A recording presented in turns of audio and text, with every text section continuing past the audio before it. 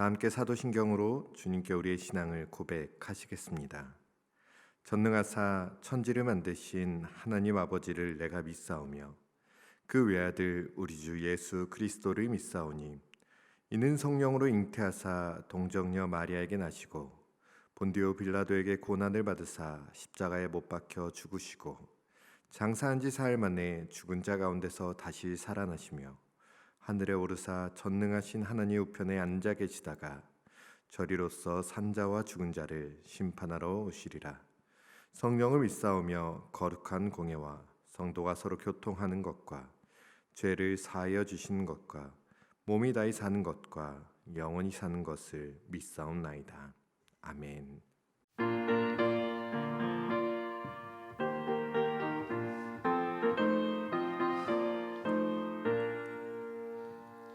죄에서 자유를 얻게 함을 보혈의 능력 주의 보혈 시험을 이기고 승리하니 참 놀라운 능력이로다.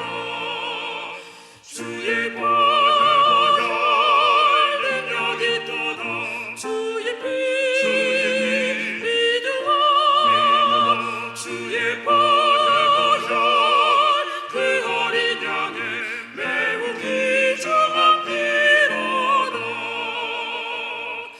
육체의 정욕을 이길 힘을 보혈의 능력 주의 보혈 정결한 마음을 얻게 하니 참 놀라운 능력이로라. 주의 보혈 능력이 또다. 주의 피 믿으라. 주의 보혈 그 어린 양의 매우 귀중한 피로다. 눈보다 더 이게 밝히는 것 보혈의 능력 주의 보혈 부정한 모든 것 밝히시니 참 놀라운 능력이로다. 주의 보혈 능력이 또다. 주의 피 믿으라. 주의 보혈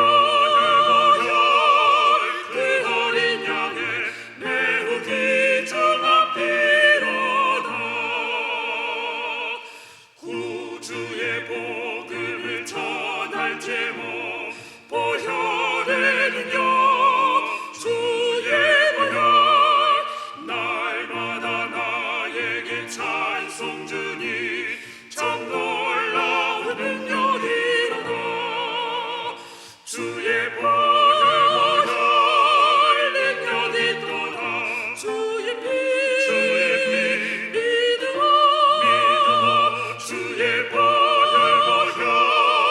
그 어린 양의 매우 귀중한 피로다.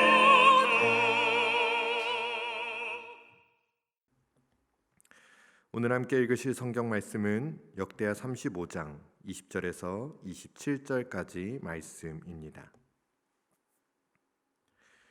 이 모든 일 후 곧 요시야가 성전을 정돈하기를 마친 후에 애굽 왕 느고가 유브라데 강가에 길그미스를 치러 올라왔으므로 요시야가 나가서 방비하였더니 느고가 요시야에게 사신을 보내어 이르되 유다 왕이여 내가 그대와 무슨 관계가 있느냐. 내가 오늘 그대를 치려는 것이 아니요 나와 더불어 싸우는 족속을 치려는 것이라.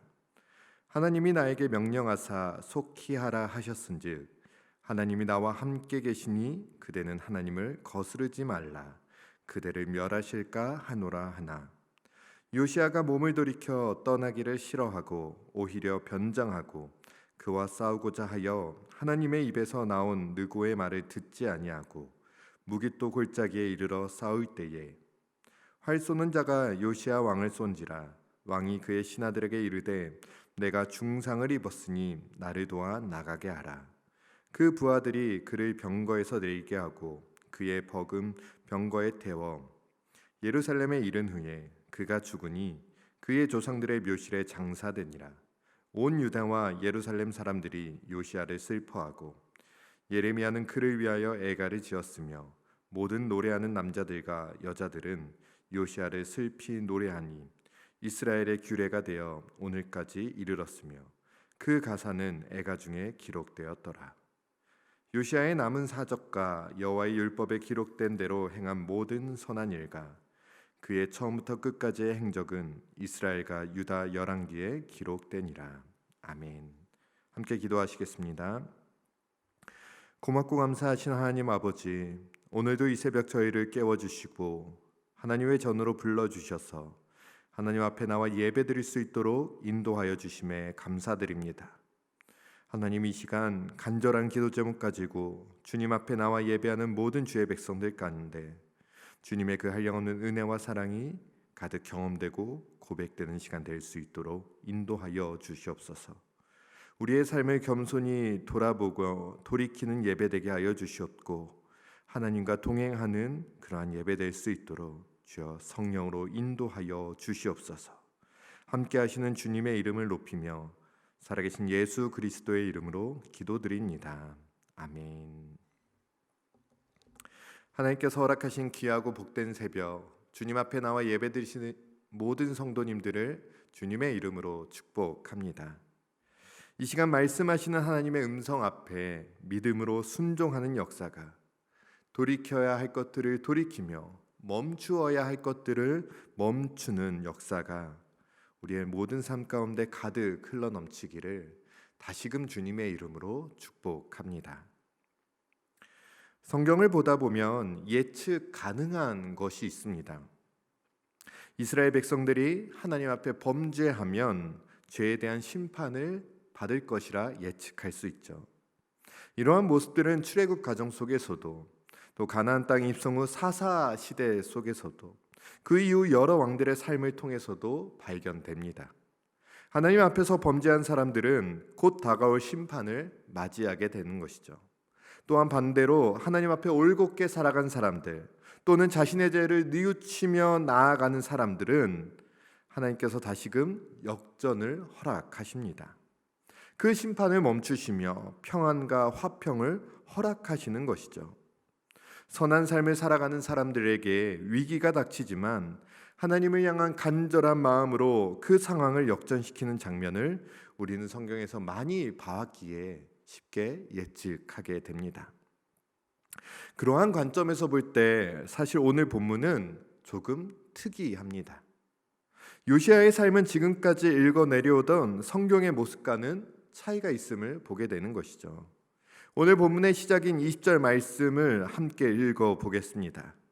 이 모든 일 후 곧 요시야가 성전을 정돈하기를 마친 후에 애굽 왕 느고가 유브라데 강가에 갈그미스를 치러 올라왔으므로 요시야가 나가서 방비하였더니. 남유다의 16번째 왕 요시야는 앞선 구절들을 보게 되면 범국가적 규모로 사상 유례 없었던 성대한 유월절을 거행하였습니다. 종교개혁과 성전 수리까지 다양한 활동들을 통해서 유다 백성들을 하나님을 경외하는 바른 길에 들어서게 한 사람이 요시야 왕이었습니다. 이런 요시야 왕에게 전쟁의 소식이 들려오게 됩니다. 이것은 마치 앞선 히스기야 때 발생하였던 사건과 비슷해 보이기도 합니다. 역대하 32장 1절을 보면 이런 이야기가 나옵니다. 이 모든 충성된 일을 한 후에 아스루 왕 사네립이 유다에 들어와서 견고한 성읍들을 향하여 진을 치고 쳐서 점령하고자 한지라. 히스기야 또한 자신의 때에 모든 산당과 제단들을 없애고 성전을 재정비하며 온 백성들과 함께 하나님 앞에 나아갔습니다. 그러한 종교개혁 후 북이스라엘을 멸망시켰던 그 아스루의 사네립 왕이 쳐들어오게 됩니다. 바람 앞에 등불 같았던 나라의 위기 속에서 히스기야는 하나님을 의지함으로 말미암아 큰 승리를 거두게 되었던 것이죠. 아마 우리가 오늘 본문인 요시야의 모습을 보면서 기대하는 장면은 이 히스기야 왕 때의 모습이었을 것입니다. 그런데 성경에 나타나는 일반적인 모습과는 달리 요시아와 애굽 왕 느고와의 전쟁은 큰 비극을 남기게 됩니다. 이 부분을 조금 더 잘 이해하기 위해서는 당시 세계 정세에 대한 이해가 조금 필요합니다. 애굽 왕 느고가 갈그미스를 차지하기 위해 올라가는 것은 이 세계사에서도 등장하는 그 유명한 갈그미스 전투입니다. 세계의 패권을 쥐고 있었던 아수르의 위상이 조금씩 깎이기 시작합니다. 그들은 내부 분열로 인하여서 급격한 쇠퇴기를 맞이하게 되었던 것이죠. 이 틈을 타 바벨론의 나보폴라살 왕은 아수르의 속국 상태에서 반란을 일으켜 신바벨론 제국을 다시 세우게 됩니다. 이러한 신바벨론의 등장과 아수르의 쇠퇴하는 시기에 남유다는 그 외세의 침략에서 자유로울 수 있었고, 요시아는 이때에 대대적인 신앙 개혁을 시도함으로 나라를 변화시켰던 것입니다. 이후 주전 612년에 바벨론의 군대가 아수르의 수도 니느웨를 함락하게 되고, 쫓겨난 아수르의 패전 세력은 하란이라는 지역으로 도망가게 됩니다. 3년 뒤 아수르는 바벨론의 진격에 맞서기 위해 애굽의 원조를 요청하게 됩니다. 이에 이집트의 느고 왕은 하란에 있는 아수르 잔류 군대와 합세하여 바벨론과 싸우기 위해 유브라데 상류에 있는 갈그미스를 향해 올라가게 되는 것이죠. 이러한 상황 속에서 본문 20절 말씀이 시작되게 되는 것입니다. 이때 남유다를 지나가야만 하는 이집트의 군대를 막기 위해 요시아가 나가서 방비합니다. 남유다의 입장에서 아수르는 민족의 원수였습니다. 북이스라엘을 멸망시키고 잔인하게 도륙했던 나라였고, 히스기야 때는 비록 방어에는 성공했을지라도 남유다에 엄청난 피해를 주었던 나라가 아수르였습니다. 요시아는 이 아수르 세력이 애굽과 결탁하여 다시 회복하게 되는 것을 막기 위해 이 애굽의 원정군들을 막았던 것입니다. 이러한 상황에서 애굽 왕 느고가 요시아에게 사자를 보냅니다. 21절 말씀입니다. 느고가 요시아에게 사신을 보내어 이르되, 유다 왕이여, 내가 그대와 무슨 관계가 있느냐? 내가 오늘 그대를 치려는 것이 아니요 나와 더불어 싸우는 족속을 치려는 것이라. 하나님이 나에게 명령하사 속히 하라 하셨은즉 하나님이 나와 함께 계시니 그대는 하나님을 거스르지 말라. 그대를 멸하실까 하노라 하니. 느고의 입에서 생각지도 못한 이야기를 요시아 왕이 전해 듣게 됩니다. 지금 우리의 원정을 막지 말라는 것입니다. 왜냐하면 이 원정은 당신들이 믿는 당신들의 신 그 여호와 하나님께서 명령하신 것이며, 지금 그 하나님이 우리와 함께 계시기에 우리를 막는 것은 하나님을 거스르는 일이라고 이야기하고 있는 것이죠. 남유다의 사자가 해야 할 이야기를 오히려 이 애굽의 사자가 전하고 있는 모습을 보게 됩니다. 그리고 22절에서는 이 느고의 말을 재차 확인해 줍니다. 요시아가 몸을 돌이켜 떠나기를 싫어하고 오히려 변장하고 그와 싸우고자 하여 하나님의 입에서 나온 느고의 말을 듣지 아니하고 무기또 골짜기에 이르러 싸울 때에. 역대기의 저자는 이 말이 정말로 하나님의 입에서 나온 말이었음을 설명해 줍니다. 그러나 요시아 왕은 자신의 뜻을 돌이키지 않습니다. 그러나 이 부분은 분노한 요시아가 하나님의 말씀을 깨닫고도 고의로 불순종했다기보다는 누구의 말을 하나님을 빙자하여 자신을 속이거나 자신에게 위협을 주기 위한 엄포 정도로 생각했다는 것이 조금 더 맞는 해석인 것 같습니다. 당시 상황에서 이방인이었던 느고를 통해 하나님이 자신에게 말씀하실 리 없다고 생각하였던 것이죠. 결국 무기또에서 남유다와 애굽은 큰 전쟁을 치르게 됩니다. 활에 맞아 중상을 입은 요시아 왕은 결국 죽음을 맞이하게 되는 것이죠. 오늘 말씀을 묵상하다 보면 하나님이 굉장히 가혹하신 것 같습니다. 물론 전쟁이 하나님의 뜻이며 우리를 막는 것이 하나님의 뜻을 거스르는 일이었음을 이야기한 그 느보의 말을 듣지 않았던 것은 요시야 왕의 이 정제되지 않았던 분노였을 수도 있고 교만으로 볼 수도 있을 것입니다. 그러나 그것이 요시야 왕이 이렇게 비참한 죽음을 맞이하게 된 결정적인 이유라고 보기에는 쉽게 납득이 되지 않기도 합니다. 요시야 왕의 종교 개혁은 남유다의 많은 사람들에게 선한 영향력을 미쳤습니다. 다시 말씀 안에서 강건하게 나아갈 수 있을 것이라 기대하던 그때에 그 요시야 왕의 죽음은 모든 사람들의 기대와 염원을 한순간에 사라지게 하였습니다.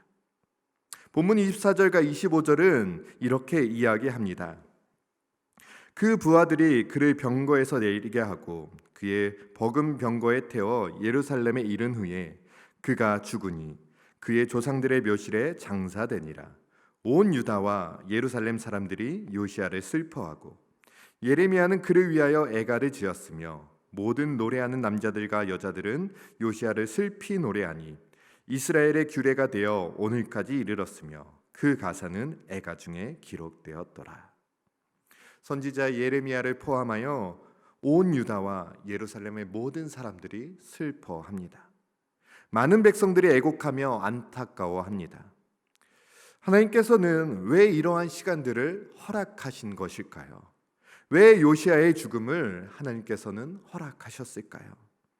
왜 하나님은 남유다의 선지자들을 통해 이 모든 전쟁이 하나님의 뜻임을 이야기하지 않으시고 애굽 왕 느고를 통해 하나님의 뜻을 알게 하사 그것을 의심할 수밖에 없게끔 만드셨을까요? 요시야의 죽음은 안타까움을 넘어 이해하기 쉽지 않습니다. 만약 요시야 왕의 죽음을 요시야의 실패로 판단한다면 하나님은 굉장히 가혹한 본으로 보여지게 될 수도 있는 것이죠. 그러나 여기에서 우리가 기억해야 할 구절이 있습니다. 열왕기하 23장 24절부터 27절까지의 말씀입니다. 요시야가 또 유다 땅과 예루살렘에 보이는 신접한 자와 점쟁이와 드랍인과 우상과 모든 가증한 것을 다 제거하였으니 이는 대제사장 hil기야가 여호와의 성전에서 발견한 책에 기록된 율법의 말씀을 이루려 함이라. 요시야와 같이 마음을 다하며 뜻을 다하며 힘을 다하여 모세의 모든 율법을 따라 여호와께로 돌이킨 왕은 요시야 전에도 없었고 후에도 그와 같은 자가 없었더라. 그러나 여호와께서 유다를 향하여 내리신 그 크게 타오르는 진노를 돌이키지 아니하셨으니 이는 므낫세가 여호와를 경노하게 한 그 모든 경노 때문이라. 여호와께서 이르시되 내가 이스라엘을 물리친 것 같이 유다도 내 앞에서 물리치며 내가 택한 이 성 예루살렘과 내 이름을 거기에 두리라 한 이 성전을 버리리라 하셨더라. 이미 하나님으로부터 심판을 선고받은 남유다의 운명과 관련해 이 사건을 본다면 이는 단순히 전쟁이 불러온 비극적 결말로만 볼 수 없을 것입니다. 오히려 궁극적으로는 경건하고 의로운 삶을 살았던 요시야로 하여금 나라의 멸망을 보지 않도록 하기 위한 하나님의 은혜로운 배려였다고 볼 수 있는 것이죠. 유다를 향한 심판의 결심이 가득 찼기에 요시야의 종교개혁은 가장 선했을지라도 그 하나님의 뜻을 돌이킬 수 없었습니다. 오히려 하나님은 그의 죽음을 통해 요시야 왕에게는 민족이 처참하게 도륙되며 포로로 잡혀가는 장면을 보지 않게 가리신 것이며 이스라엘 백성들에게는 이제 하나님의 심판이 시작될 것임을 엄중하게 경고하시는 장면임을 또한 우리가 함께 묵상할 수 있는 것이죠. 하나님은 심판과 진노를 결코 즐거워하시지 않습니다. 이방 사람들이라 할지라도 그들이 하나님을 믿지 않는다 할지라도 결코 하나님은 그 심판을 가볍게 사용하지 않으시고 그들이 돌이키기를 기다리고 또 기다리시며 심판을 늦추셨습니다. 그러나 때가 되었을 때 가나안 땅에 있던 사람들을 이스라엘 백성들을 통해 심판하셨던 것처럼 이제 이스라엘 백성들을 심판하심이 다가오게 되는 것입니다. 이 새벽 우리의 삶을 겸손히 돌아보기를 소망합니다.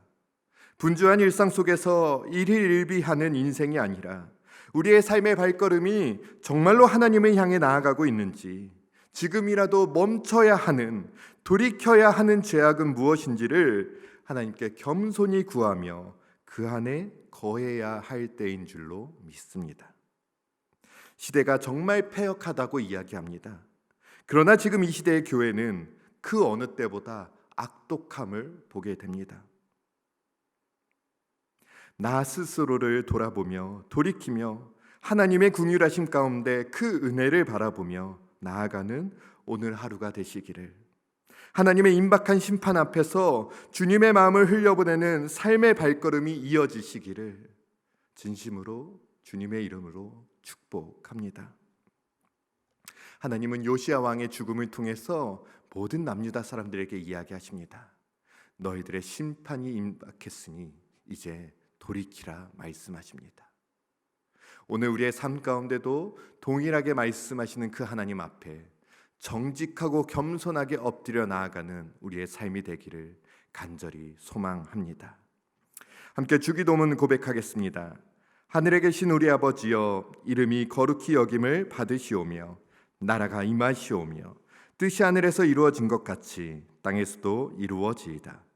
오늘 우리에게 일용할 양식을 주시옵고 우리가 우리에게 죄 지은 자를 사하여 준 것 같이 우리 죄를 사하여 주시옵고 우리를 시험에 들게 하지 마시옵고 다만 악에서 구하시옵소서.